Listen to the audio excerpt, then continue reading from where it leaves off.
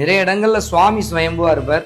இந்த ஊர்ல அம்பாள் ஸ்வயம்பு மூர்த்தி. ஸ்வயம்புன்னா ஒளிபடா திருமேனி, புற்று வடிவமா தானா உண்டாகி வளர்ந்த அம்பாள். அகஸ்தியர் தென்னிந்தியாவுக்கு வந்த போது இந்த கோவில்ல சுவாமிக்கு பூஜை பண்றார். அப்போ சிவனுக்கு பக்கத்திலேயே அம்பாள் புற்று வடிவமா சிருஷ்டி பீஜம்னு சொல்லக்கூடிய பிரஞ்ச வித்துக்களுக்கு நடுப்புற ஸ்வயம்பு மூர்த்தியா எழுந்தருளியிருக்கா.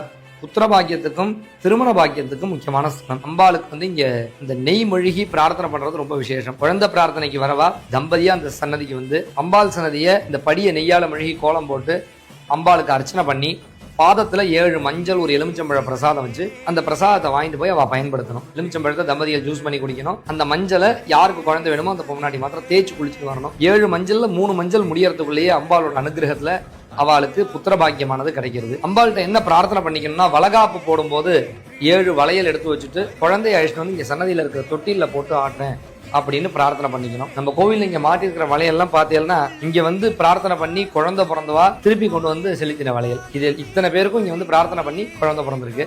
இங்க அம்பாள் ஸ்வயம்புங்கிறதுனால இந்த உக்ரசாந்திக்காக அம்பாள் சந்தைக்கு நேர் ஏத்த மாதிரியே சந்திர தீர்த்தம் அப்படின்னு சொல்லக்கூடிய தீர்த்தம் இருக்கு.